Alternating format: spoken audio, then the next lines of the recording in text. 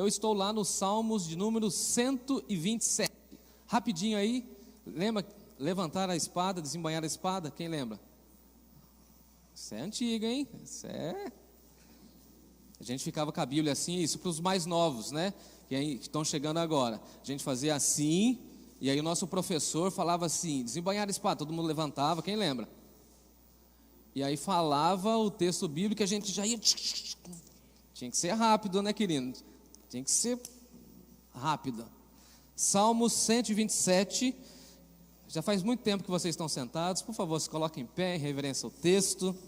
Eu leio esse salmo para nossa meditação e reflexão, tá bom? Tem muita gente aqui nos acompanhando também pelo nosso canal do YouTube. 127 do livro de Salmos.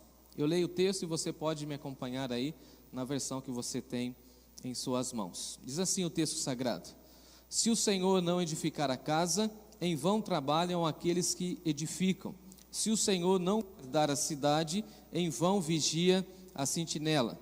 Inútil vos será levantar de madrugada, repousar tarde, comer o pão que penosamente granjeastes. Aos seus amados ele o dá enquanto dorme. Herança do Senhor são os filhos, o fruto do ventre, o seu galardão. Como flechas na mão do guerreiro, assim são os filhos da mocidade. Feliz o homem que enche deles a sua aljava, não será envergonhado quando pleitear com os seus inimigos à porta. Vamos orar? Senhor Deus, amado Pai, diante da Tua palavra nós oramos mais uma vez que o Senhor fale ao nosso coração. Não permita que eu fale qualquer coisa que não venha trazer edificação ao Teu povo, porque todos nós estamos aqui na Tua casa, estamos ouvindo o Senhor e queremos ouvir mais da Tua palavra. A Tua palavra diz que a fé vem pelo ouvir a Tua palavra, a palavra de Cristo. E queremos ouvir a Tua doce voz por meio dessa pregação. Fale, Senhor, ao nosso coração. Cuide das programações que teremos para as famílias da nossa igreja durante todo esse mês. Que o encontro com os adolescentes, o encontro com os casais, que todos os nossos cultos sejam edificantes e tragam em nós grandes reflexões para que possamos cuidar do nosso bem mais precioso, que é a família. Colocamos mais uma vez as nossas famílias diante do Senhor e pedimos também que o Senhor abençoe as nossas crianças nessa hora. Em Jesus nós Te louvamos, em Jesus nós Te bendizemos, em Jesus declaramos o nosso amor ao Senhor. Amém. Amém. Os irmãos podem se assentar. O meu tema de hoje é a estrutura da família. Esse salmo era um cântico que as famílias cantavam quando estavam em romagem, indo para Jerusalém. Então toda a família ia cantando, ia louvando a Deus, e eles iam citando essa expressão do salmista. E esse salmo vai mostrar a forma certa e também a forma errada de se construir uma família. É muito interessante isso, porque às vezes nós pensamos que a Bíblia coloca somente situações positivas para nós, mas a Bíblia mostra para nós, nesse caso, como construir uma família ou como destruir uma família. E é claro que você deve fazer a opção por construir uma boa família. O texto vai mostrar para nós, e o salmista começa falando sobre edificação. Então, quem não edificar a família de acordo com a vontade de Deus vai ter grande prejuízo. Agora, quem edificar a família segundo a vontade de Deus, buscando a vontade de Deus, certamente verá a sua família edificada. E se você tem casa, você sabe que essa expressão edificação tem a ver com construção. E todos nós sabemos, ou deveríamos saber, que família, ou na família, a gente vai construindo as nossas relações e a gente vai trabalhando para a edificação dos nossos familiares. E de vez em quando, na nossa casa, a gente precisa fazer reforma. Dá trabalho. Faz sujeira. Mas a gente vai edificando.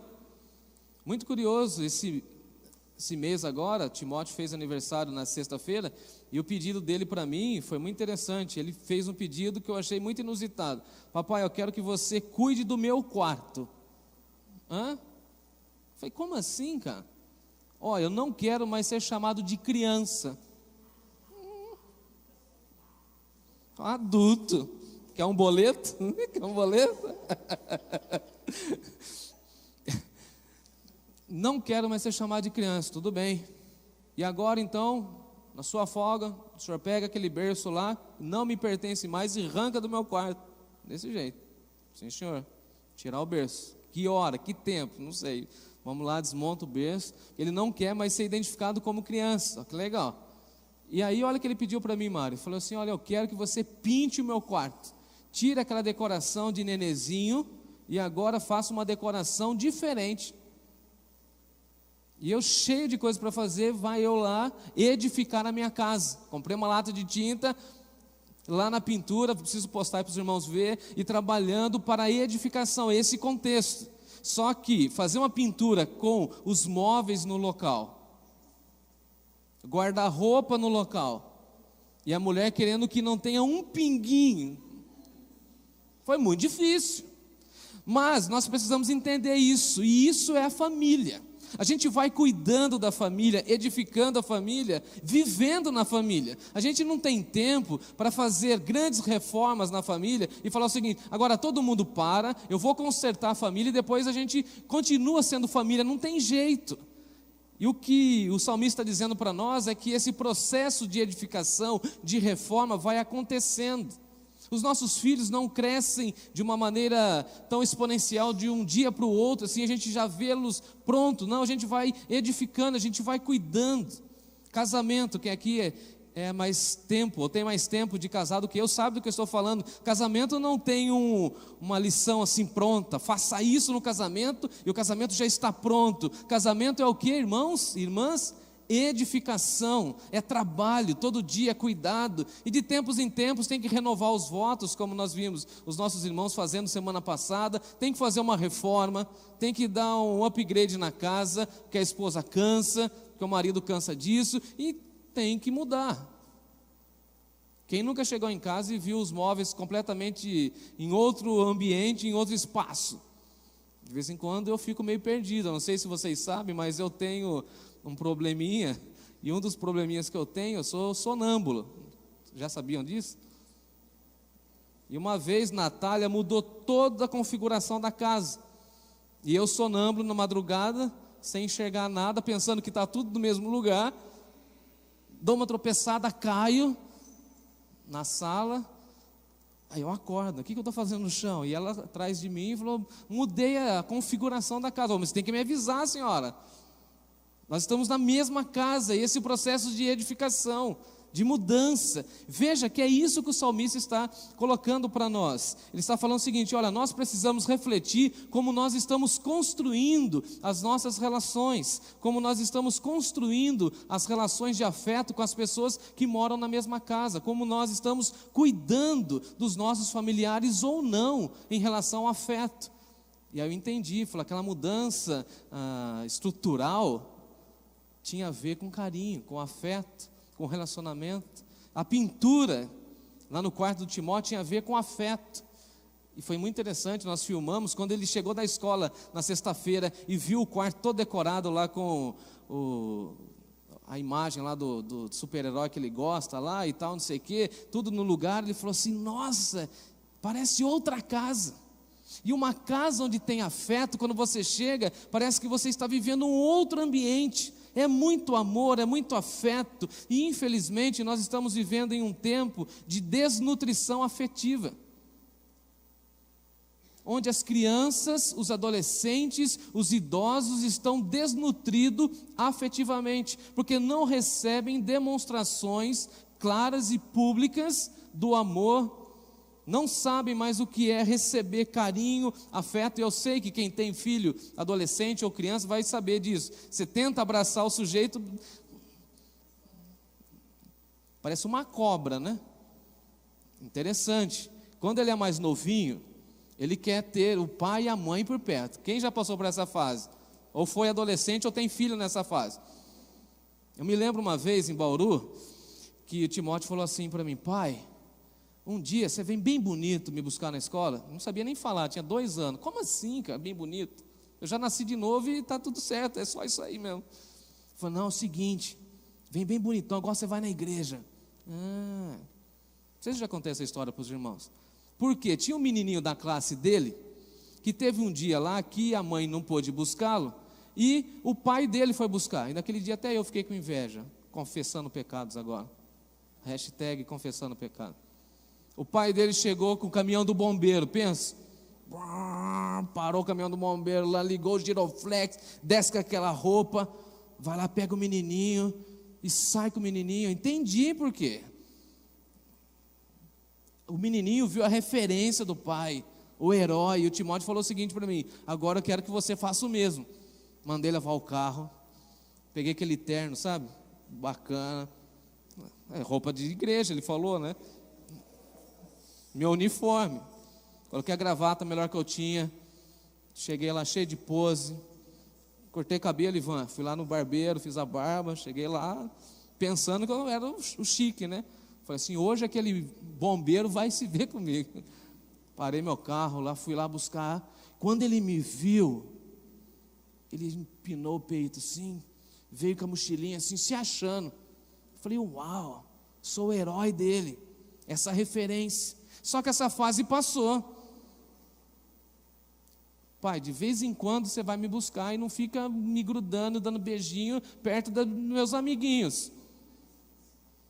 Lá na igreja não fica falando muito que eu sou queridinho, porque agora eu não sou mais criancinha. Veja que a fase está mudando e ele só tem 6 anos.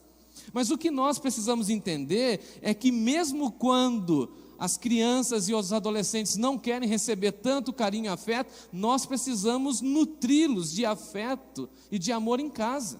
Porque eles estão vivendo nessa situação social que nós estamos inseridos sem nenhum relacionamento, sem afeto. Eu vejo alguns idosos que gostam de falar e eles não têm com quem conversar. Onde eu paro, eu percebo isso, idosos que querem conversar. Você tem tido essa experiência? Eu que sou muito comunicativo, gosto de conversar com todo mundo, você fala bom dia, ô bom dia, ô bom dia, e o cara já emenda, não é assim? Você cumprimenta alguém na padaria, a pessoa já quer seu contato do WhatsApp, porque ela quer conversar, ela não tem com quem conversar. Quando eu levo o Timóteo no parquinho, ali no Paço Municipal, eu vejo que as mães ficam no celular e os filhos ficam soltos no parque. E daqui a pouco eu pareço um tiozão, assim, porque fica 4, 5 crianças em volta, porque eles querem acesso, eles querem ter contato, eles querem afeto, eles querem atenção. E nós estamos vivendo nesse tempo, e aqui, nesse texto, a gente vê essa relação, porque se nós falamos de família, nós precisamos falar de afeto, e se falamos de afeto, precisamos falar de estrutura, e os nossos valores familiares precisam ser revistos à luz da palavra de Deus, e esse salmo vai examinar o meu e o seu coração e apontar algumas diretrizes para nós. Se fizermos aquilo que o salmista está dizendo, certamente nós acertaremos na construção da nossa família. Mas se nós negligenciarmos aquilo que o salmista está dizendo, certamente a nossa casa vai ruir. E aqui eu quero tomar emprestada a expressão de Jesus, aquela parábola, quando ele disse que se nós construirmos a nossa casa sobre a rocha, a nossa casa sofrerá, mas permanecerá. Mas aqueles que construírem as suas vidas e as suas famílias sobre a areia, essa casa ruirá. Então, nesse tempo que eu tenho, eu quero compartilhar com vocês 3 pontos dessa reflexão, para que nós tenhamos uma boa compreensão da palavra de Deus. Em primeiro lugar, me acompanhe no verso 1, quando o texto diz assim: se o Senhor não edificar a casa, em vão trabalham aqueles que edificam. Se o Senhor não guardar a sentinela, em vão vigia guardar a cidade, em vão vigia a sentinela. Em primeiro lugar, Deus é a base da nossa família. Nós precisamos entender que nós precisamos construir todas as nossas relações em cima dessa base. Deus é a prioridade. Repete comigo aí: Deus é a prioridade da minha família. Porque se Deus não for a prioridade, a base, o fundamento da nossa família, tudo o que nós colocarmos em cima da família vai ruir. É interessante que algumas pessoas pensam e veem esse texto como uma folha em cheque, uma folha em branco de cheque. Você pode colocar o valor que você quiser, mas na realidade o raciocínio é o seguinte: Deus faz tudo por mim, então eu não preciso me preocupar com mais nada. Na realidade, o apóstolo Paulo até enfrentou essa dificuldade com a igreja de Tessalônica, de alguns irmãos que não queriam mais trabalhar por conta que Jesus está voltando, e Paulo vai dizer que, olha, se você não quer trabalhar, você também não deve comer. Então, se você quer ter uma família, você vai precisar trabalhar e muito para a edificação dessa família. E esse texto, na realidade, esse verso vai revelar para nós um equilíbrio entre a passividade completa e a atividade excessiva. Explico. Atividade excessiva, quando nós erroneamente pensamos que nós é que edificamos a nossa família, que nós é que fazemos, que nós é que realizamos, quanto, na realidade, nós temos outro extremo que fala da passividade completa. Não sei se você já conviveu com pessoas que são extremamente passivas, e a pessoa que é passiva é aquela pessoa que fica esperando tudo cair de mão beijada na mão dela, no colo dela. Conhece alguém assim? Eu quero uma família abençoada, pastor, então o que você vai fazer? Nada. Aí, como? Pastor, eu preciso de relacionamento, então venha para a igreja, se envolva com o pessoal, e a pessoa não faz isso. É uma pessoa que tem uma passividade completa, ela está esperando tudo acontecer na vida dela. Ou aquela pessoa, por exemplo, que tem o sonho de ter uma casa, mas a pergunta que você faz para ela é o seguinte: você está trabalhando? Você está guardando dinheiro? Ela fala assim: não. Você acha que vai cair do céu tudo aquilo que você está esperando? Então veja que esse verso está nos alertando que a prioridade é Deus. Deus é a base da nossa família, a base da construção ao Senhor, a base de qualquer casamento sólido deve ser o Senhor, a base da criação de filhos deve ser o Senhor, a base para nós cuidarmos dos nossos pais e honrarmos os nossos pais é o Senhor. Então quem teme a Deus e quem vive dentro dessa perspectiva cristã vai entender que Deus tem que ser a base, porque se Deus não for a base, tudo ruirá, tudo vai cair. Não sei se você já acompanhou pessoas que tiveram construções maravilhosas na vida, e agora estou falando de construções, não somente construções físicas, mas que planejaram muita coisa, e de um dia para a noite caiu, ruiu, porque Deus não é a base, Deus não era o alicerce, e se Deus não for a base das nossas famílias, a ruína será iminente e a vergonha se instalará na nossa vida. Se Deus não edificar a nossa casa, se Deus não cuidar das nossas famílias, se Deus não for o nosso escudo, se Deus não for a fonte das bênçãos e dos conselhos, a nossa casa ruirá. Mas agora, se Deus for a base, certamente o nosso casamento, os nossos filhos e a nossa casa será uma casa feliz em nome de Jesus. Porque Deus vai honrar as suas promessas em nossas vidas. Veja que interessante, porque se Deus não suprir as nossas necessidades, se Deus não derramar bênçãos dos céus, se Deus não for misericordioso a cada amanhecer, a nossa família ruirá. É interessante porque o texto fala para nós que se o Senhor não edificar a casa, em vão trabalham aqueles que edificam. A ideia é edificação, a ideia é trabalho, e muitas vezes nós pensamos que nós é que fazemos as coisas. Sim ou não? Pensamos. Confessa o pecado aí. Quantas vezes você pensou que é você que sabe cuidar do seu casamento, e na realidade esse texto está dizendo que é Deus cuidando do seu casamento por meio de você. Quantas vezes eu pensei que eu tinha as estratégias para cuidar do filho, e na realidade Deus estava tendo misericórdia de mim e da minha esposa, para que a gente pudesse cuidar do filho. Tem um irmão muito querido que uma vez eu cheguei para ele e perguntei o seguinte: qual o segredo da criação de filhos? Como você conseguiu cuidar dos filhos? Inclusive eu o parabenizei, agradeci pela vida dos filhos dele na minha vida e na minha história. Ele disse o seguinte: olha, eu dou graças a Deus porque eu errei pouco. Eu achei muito sábio isso. Eu trabalhei com eles, mas eu errei pouco. E naquilo que eu errei pouco, Deus foi extremamente misericordioso. Então veja, se o Senhor não cuidar do meu casamento, é vão todo o meu trabalho para cuidar do meu casamento. Se Deus não cuidar da minha família, é vã toda a minha dedicação no cuidado da minha família. Se Deus não cuidar da vida do meu filho e dos próximos que virão, gente, ajuda eu a orar. Ô Bete, não dá risada não, ajuda eu a orar. Tem que vir o 2 Timóteo, o Tito, né? Vocês estão entendendo? Deus tem que ser a base. Porque se Deus não cuidar, é vão todo o nosso trabalho. E aqui esse texto é muito interessante, porque ele vai falar o seguinte: olha, se Deus não guardar a cidade, em vão trabalha a polícia. Se Deus não guardar você, não adianta nada você fazer um seguro de vida. Se Deus não estiver protegendo você, não adianta você fazer outra coisa. E aí nós queremos, às vezes, cercar algumas circunstâncias que não estão no nosso controle. Quem que guarda, quem que protege, quem que é a base da nossa vida? E aí nós aprendemos também que nós precisamos fazer a nossa parte e descansar naquilo que Deus está fazendo, não é assim? Por exemplo, se você compra um carro, e aí você tem que fazer o quê quando você compra um carro? Eu que sou lá do interior, o que eu faço até hoje? Minha esposa fica louca comigo. Eu deixo a chave no contato, né, Mário? Hoje o Mário achou minha chave lá no portão da igreja. Costume, caipira, tem jeito. Você chegar lá em casa, minha chave do Fusca está no contato. Eu posso depois reclamar para Deus que roubaram meu carro? O que eu tenho que fazer quando eu compro um carro? Vamos lá. Seguro, primeira coisa. Eu que sou mais zeloso, coloco o quê? Trava no volante, lá no pedal, alarme.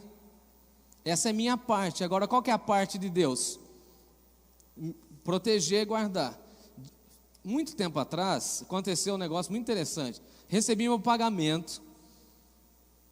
Naquela época eu não usava Pix, não usava conta, nada. Fui lá no banco, saquei meu salário, coloquei na carteira, coloquei no console do carro e fui almoçar.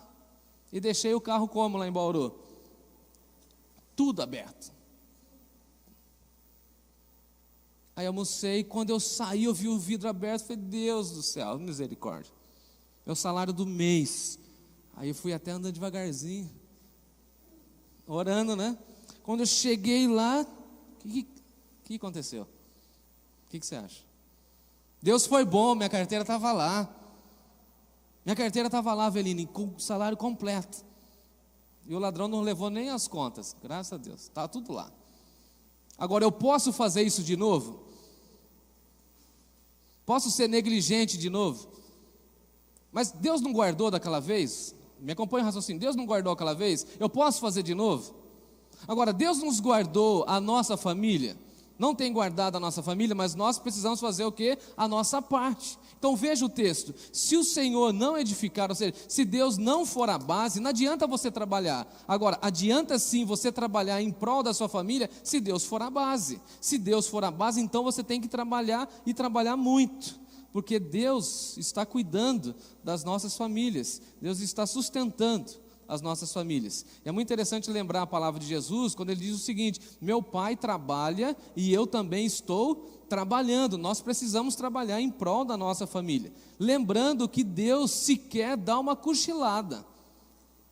E aí vem Isaías e fala o seguinte, que o nosso Deus está trabalhando, e esse Deus que nós servimos está trabalhando desde a eternidade, e o salmista no Salmo 21 vai dizer para nós que Deus não cochila, não dá uma piscada sequer. Por isso que eu e você somos convidados a colocar a nossa família diante do Senhor e lembrar que Ele é a base de tudo, descansar. Agora, eu e você teremos que trabalhar muito. Em segundo lugar, Deus é quem sustenta a nossa família. Precisamos lembrar nesse mês que Deus está sustentando as nossas famílias. Dá uma olhadinha comigo no versículo 2. Inútil vos será levantar de madrugada, repousar tarde, comer o pão que penosamente granjeastes, aos seus amados ele o dá enquanto dorme. É muito comum vermos pais de famílias preocupados com o sustento de suas casas. Quem aqui já ficou preocupado com o sustento de sua casa? Levanta a mão aí, fala a verdade. Quer ver quando eu fiquei nervoso? Não sei se você se identifica comigo. Quando eu tive que pedir a mão da Natália em casamento. Falei, meu Deus, vou levá-la embora, vou ter que cuidar dessa mulher aí, sustentar, comprar tudo, roupa, sapato, maquiagem, tudo. A minha pergunta era o seguinte: será que eu vou dar conta? Você pensou assim, Lucas? Ficou nervoso também? Dá uma balançada? Alex?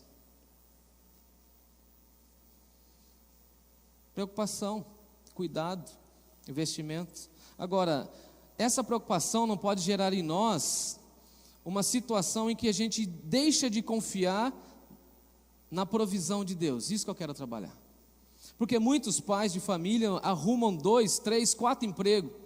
E eu faço parte dessa geração e vi que a minha geração sofreu muito com isso. O meu pai e os amigos do meu pai, as pessoas que moravam no bairro onde nós estávamos ali inseridos, eles tinham 2, 3, 4 empregos. E a minha geração, uma geração de pais ausentes. Nós não tivemos pais. Os nossos pais não fizeram parte da nossa vida, porque eles estavam preocupados com o trabalho, vindo daquela situação da década de 60 e 70. Tudo agora precisa ser guardado, estocado. Quem é dessa geração? Comecinho de 80, depois veio 90. Os pais compravam as coisas e estocavam em casa. E eles queriam trabalhar. E a ideia era o seguinte: quanto mais a gente trabalhar, mais a gente vai dar segurança para as nossas famílias. Então precisa ter trabalho, e naquela época se ganhava para fazer hora extra. Quem se lembra dessa época? Hoje tem banco de hora, né? Troca hora e você não ganha, mas antigamente era rentável isso. E aí nós temos uma geração de pais que não viram seus filhos crescerem, pais que não foram presentes. Infelizmente essa geração ainda está em andamento, está em curso. Pais que foram extremamente provedores de recursos financeiros, mas não nutriram afeto no coração dos seus filhos. Eu me lembro uma vez quando um amigo do meu pai disse a ele: quantos anos seu filho tem? E ele falou a minha idade errada, porque ele não me viu crescer.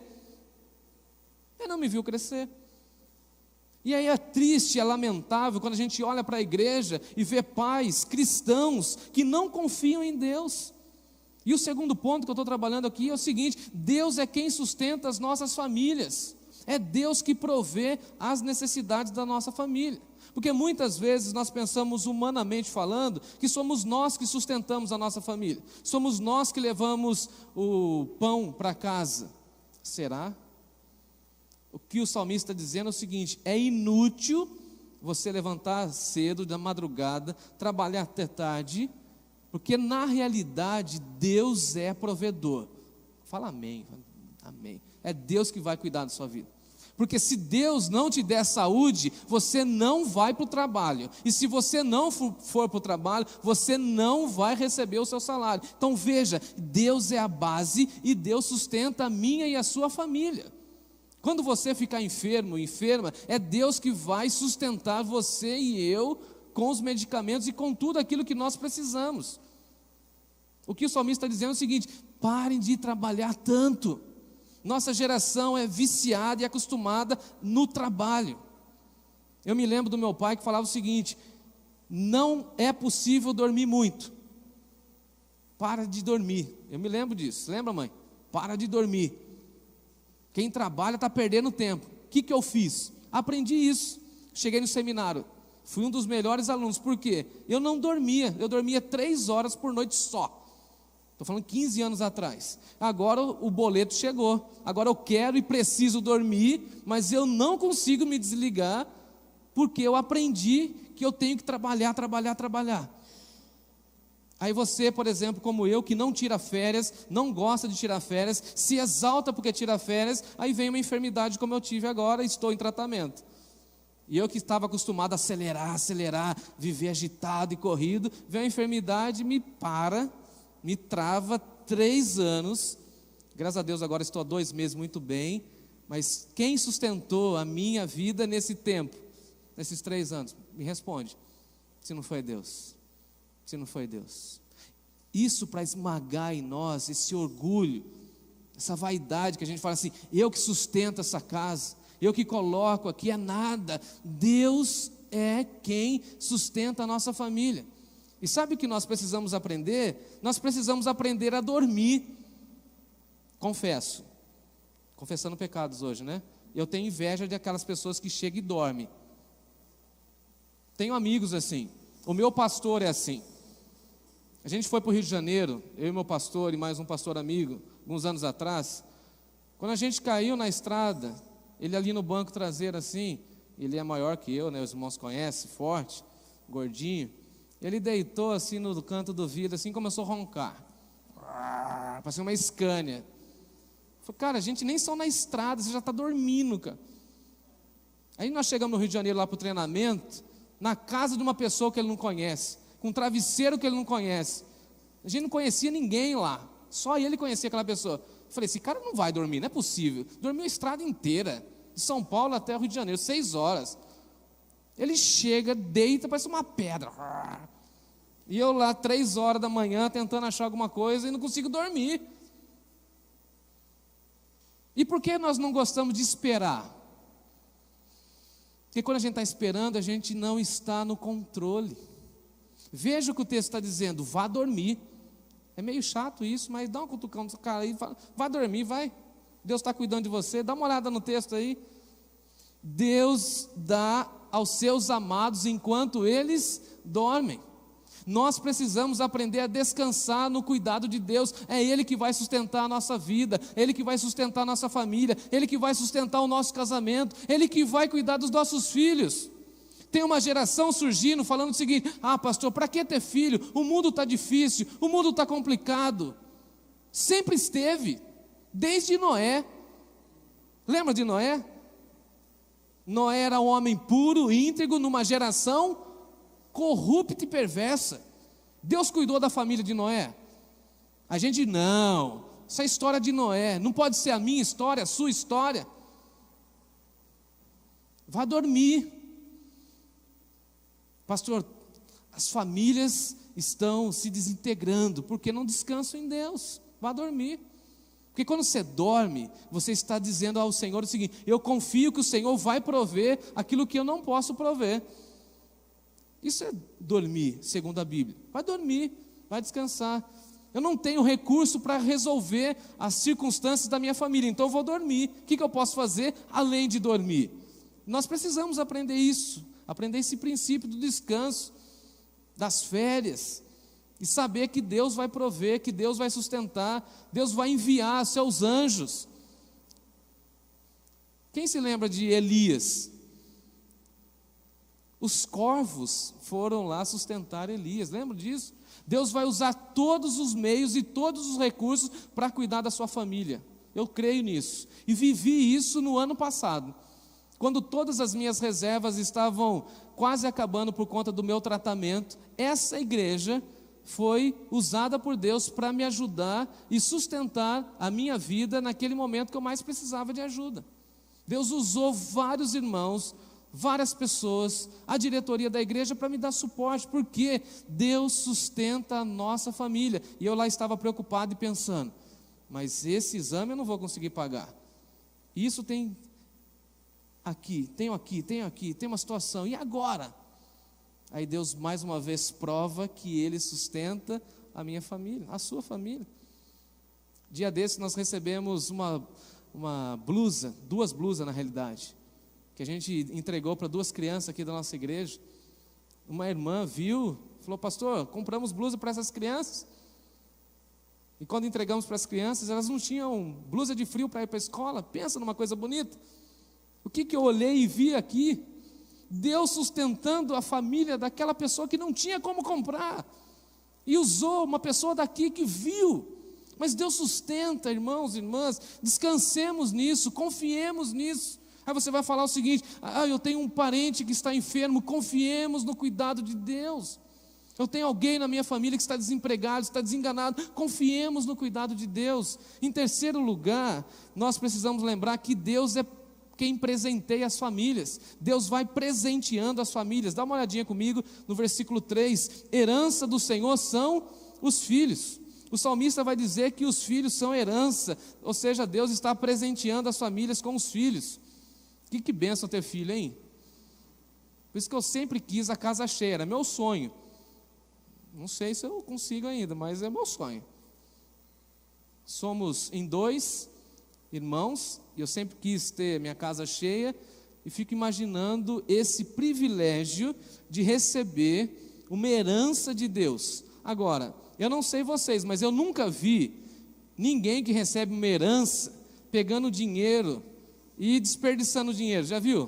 Por exemplo, você vai lá no centro da nossa cidade, lá de Sorocaba, aí você vê um sujeito assim, meio doidão assim, vamos imaginar aí 100 mil reais, uma parte de uma herança. O cara está com 100 mil reais e ele vai distribuindo dinheiro, que nem aquele camarada lá na televisão fazia assim, jogava um aviãozinho, aí um camarada cumprimenta, ele vai desperdiçando a herança dele. Você já viu isso? Você já viu? Nunca vi ninguém desperdiçar herança. Agora, eu já vi muitos pais jogando seus filhos fora, porque não cuidam, não se atentam à herança, não tratam os filhos como presentes de Deus. Aos pais, Deus dá o privilégio de ter os filhos e de serem administradores, mordomos dos filhos. E nós precisamos ter esse momento com os filhos e entender que nós precisamos cuidar dos filhos, administrar os filhos e cuidar de uma tal maneira para a gente presentear uma outra pessoa. Uma outra vez, lá atrás, eu já disse isso, que eu estava preparando o meu filho para ele casar com alguém. E alguém me perguntou isso: qual vai ser o seu legado no mundo? Um dos meus legados é deixar o meu filho, e eu vou me esforçar para fazer isso, o meu filho crente, piedoso, consagrado ao Senhor. Essa geração aqui da igreja, no que depender de mim, vai ser assim: homens e meninas, homens e mulheres consagradas a Deus, como as outras gerações da nossa igreja também foi assim. Eu preciso entregar isso para a próxima geração. E aí alguém falou assim: pastor, você não está muito ansioso, pensando lá na frente? Eu falei: não, eu preciso preparar, eu preciso cuidar dele. E quem vai ser abençoado com isso? O mundo, mas acima de tudo, a esposa dele. Não sei se você já parou para pensar que os pais são aqueles que ficam menos tempo com o filho, porque o filho fica o maior tempo da vida com o cônjuge. Por exemplo, se Timóteo ficar comigo até 18 anos, a partir dos 18 anos eu já vou querer, vai voar, passarinho, vai voar, está na hora, eu quero ser vô cedo. Ele vai viver a maior parte da vida com quem? Comigo, com a esposa dele. Então, nesse pouco espaço de tempo que eu tenho com ele, que nós pais temos com os nossos filhos, o que a gente tem que fazer? Mostrar para ele que ele é amado e investir tudo nele, para que depois ele dê o retorno. Porque dá uma olhadinha aí no versículo 5, eu sei que a nossa hora está um pouco avançada, mas o texto fala o seguinte: feliz o homem que enche deles a sua aljava, ou seja, feliz é aquele que tem bastante filhos, quando pleitear os seus inimigos à porta. E aqui ele está falando da proteção, falando o seguinte: olha, quando o inimigo vier à porta, você tem bastante filhos. O que ele está falando aqui? Da proteção dos pais. O que nós precisamos ensinar os nossos filhos? A serem extremamente amorosos, afetivos e cuidadosos. Um dos meus sonhos particulares é que quando eu ficar impossibilitado na velhice, o meu filho cuide de mim. Esse é um dos meus sonhos. Timóteo, leva eu lá para tomar sol. Aí manda uma mensagem no WhatsApp dele: ô, tá muito sol, cara. Eu já não tenho cabelo mais, arranca do sol. Ô, meu filho, eu tô com vontade de tomar aquele sorvete, lembra? Naquela sorveteria, me leva lá. Ô papai, mas você está na cadeira de roda. Ah, cara, se vira. Pega um Uber específico, aí me leva lá. Quando eu não puder cuidar mais de mim mesmo, quem vai cuidar? Eu espero que seja ele. Eu espero que seja ele. Quando alguém quiser me bater, dar um murro em mim, quem vai ter que me defender? Timóteo. Olha o que o texto está dizendo: que os filhos devem defender os pais. Outro dia ele falou isso para mim: se alguém um dia tentar buzinar o carro para a mamãe, eu tiver com a mamãe, eu vou para cima. Falei: isso mesmo, vai para cima, não deixa não. Fala lá que quem está no comando lá em casa sou eu, e quando eu não tiver, você é o cara, tá bom? Outro dia eu não estava em casa, foi um rapaz lá entregar um negócio lá, ele ficou lá no portão, lá vigiando assim: o que está fazendo aí? A mãe dele mandou uma foto: fiquei vigiando a mamãe. Não precisa cuidar, gente. Eu estou brincando um pouco para a gente entender isso. E agora, para finalizar, os pais precisam pegar os filhos e ter essa responsabilidade de preparar os filhos e lançar os filhos. Dá dó no coração, hein?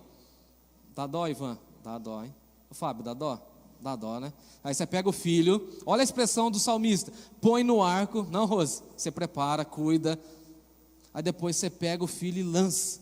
Os filhos são flechas, e ele vai embora, e dá dor no coração, mas ele vai embora, ele vai constituir sua família, ele vai ter a sua esposa, o seu esposo, ele vai embora.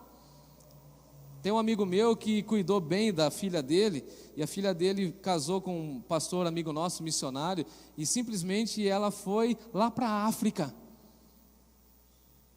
Não tem internet, está lá em Moçambique, numa comunidade. Aí ele falou: Jefferson, o que aconteceu comigo? Eu falei: meu amigo, cada um dá a pressão que quer no arco, e o filho é flecha e vai para onde que quer, cuidado. Ele preparou, lançou. Aí ele falou assim: o que você está querendo dizer? Você não consagrou essa menina para Deus? Ela foi embora. Mas agora a saudade? Agora mata a saudade. O dia que puder, vai lá, ela vem aqui, faz chamada no vídeo do WhatsApp quando tem sinal, mas é assim.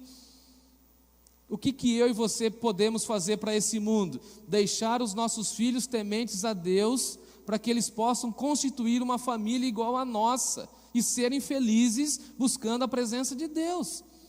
Às vezes o que nós queremos? Dar de tudo de bom e do melhor para os nossos filhos, não é assim? Está errado. O que a gente precisa dar para os nossos filhos, para as nossas famílias, uma boa base, a fim de que eles possam desejar aquilo que nós desejamos, que é constituir família. Se tem uma coisa bonita que Deus colocou em nós, é o desejo de constituir família, viver em família e cuidar da nossa família. Agora, você vai falar assim para mim: pastor, mas você não conhece a minha família. E eu vou falar para você: você que não conhece a minha família. Precisamos cuidar, precisamos investir. Deus é a base da nossa família, Deus sustenta a nossa família, e Deus presenteia a nossa família com filhos. E aí você que é avô, você pode falar assim: o filho dos filhos. Benção isso, hein? Quando eu chego na casa da minha mãe, vejo todos os meus sobrinhos lá, aquela molecada, aquela bagunça. Eu estou ficando um pouco velho, eu fico meio irritado, mas é gostoso demais, Aquela criança com aquele sorvete pingando, aquele prima, minha sobrinha que pega aquela mão de chocolate, sabe? Eu dei aquela mão de chocolate, ela vem assim: ai tio, e vai na minha cara. É maravilhoso aquilo, maravilhoso. Maravilhoso. Aquele primo que pede dinheiro emprestado, uma benção. Aquela tia que manda mensagem no celular só com questões de política. Ô tia abençoado, está enchendo minha memória do celular. Família, gente. Qual que é o nosso problema? Achamos que a família do outro é a melhor. A grama do vizinho do outro é mais bonita do que a nossa. Será? Cuide da sua família, ama a sua família, e lembre-se sempre que Deus é a base para as nossas famílias.